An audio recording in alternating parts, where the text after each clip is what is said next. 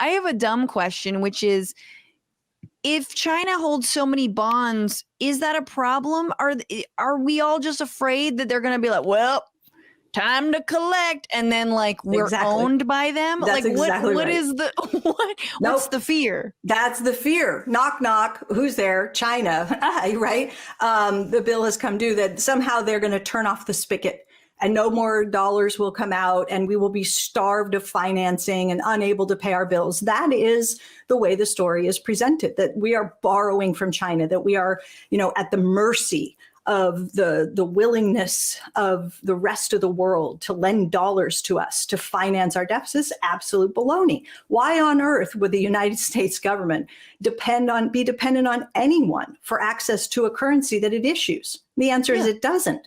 China ends up with US treasuries mostly because China manufactures more goods and services and sells them to us than we manufacture and sell to them. So as a consequence of our trade deficits with China, we get a bunch of stuff made there and they get dollars in a checking account. They don't want the dollars in the checking account, so they shift them into a savings account called a US Treasury. And that's all that's happening. We so-called borrowing from China is just shifting the dollars from one account under their name to another account. We pay it back. We just shift it back to the first account. It's just really a non-issue. In fact, China has already reduced the number of treasuries. I think they had about 2 trillion not that many years ago, and they're down to just over 1 trillion now. So you could say China has reduced its holding of US treasuries by about 50%. And who noticed? Did the lights go out? These are just myths and misunderstandings. Ugh. Nato. Why? Why? Why? Do they lie to us?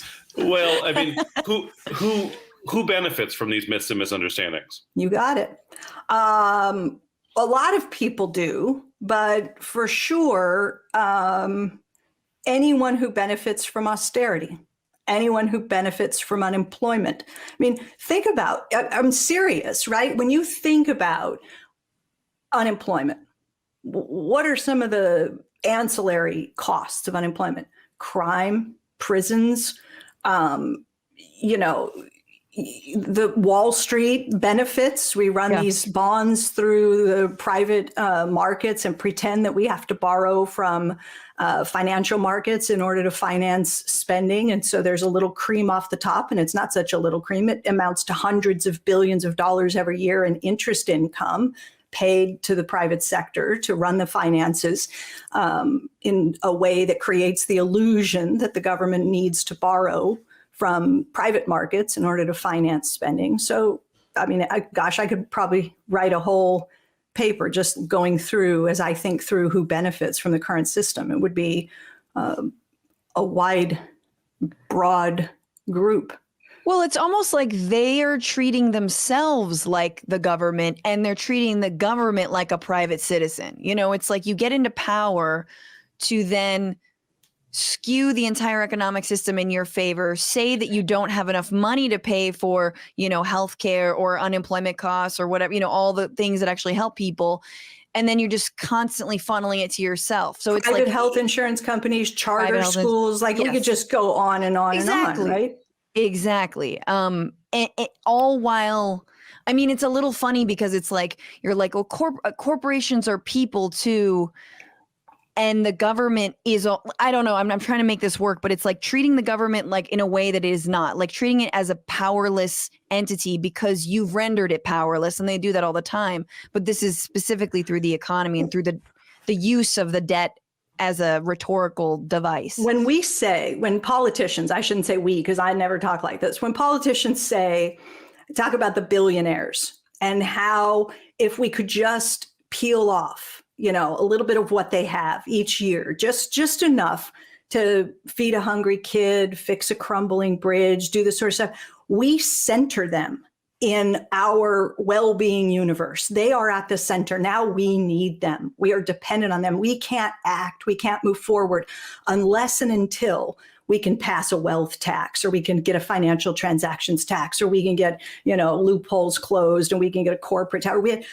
and they've got the power. And so they stop it from happening. And Sure. then we sit back and go, well, that's too bad. I guess we can't afford to do anything, because we've centered the billionaire class or whatever as holding the keys to our, economic and social well-being, as if, we can't do anything without them. I think we should flex, and I think we should flex hard and show them Jeff Bezos may be the richest man in the world, but he got nothing compared to what Uncle Sam can do. You know what I mean? Ooh, I love this. We can take care of our people and our communities and our planet. Yeah, I was just going to say, I mean, you probably saw the news that here in California, the state had this unexpected, budget windfall because of the wealth accumulation. And there's something perverse that, like, our ability to pay for the services that working class people desperately depend on, like, we can't, that our model is set up that we need rich people to be obscenely rich in order to pay for the things that working people need. And so it's like we make people super rich and create this insane inequality, and then we get crumbs of that to, like, mitigate the worst successes of the problem that it created, instead of, like, fixing the thing. I mean, it's just it like, whenever I think about that, totally. I just open a bottle and listen, absolutely. Stop. And you often hear politicians, lots of Democrats talk this way, right? They say the problem with the rich is that they don't pay their fair share. They don't pay their fair share. And if they would pay their fair share, then we could feed that hungry kid. We could fix that crumbling bridge, and we could start taking care of our communities and do healthcare and all this kind of stuff. I think that misdiagnoses the problem. I think the problem with the rich is not they don't pay their fair share, because I'll tell you what I think the problem really is. It's that they take more than their fair share. That's why they have so much. And how do they take more than their fair share? It's not just through the tax code, although that's part of it. It's also through patents and protections, right? It's those laws that allow companies to reap, long-term profits off of patents and protection, government granted, right? It's through labor laws. It's through trade laws that we write. So we have to do what Robert Reich calls pre-distribution. Democrats focus a lot on redistribution. And Bob, who's a friend, wrote this book, Saving Capitalism, and he stresses pre-distribution. You get the problem at its root, right? Where it starts, instead of trying to chase it on the back end. Once they have it all, then we're running after them, trying to take a little bit away. I think we got to go for, you're taking more than your fair share. That's why workers haven't seen their wages go up. That's why your profits keep rising, and so forth. So we should organize more unions. Absolutely. Huge part of this. Have you become a patron yet? Patreon.com/Bitchuation Room is where you can directly support this show and help me make it sustainable so that I can do more of what I do best, doing this.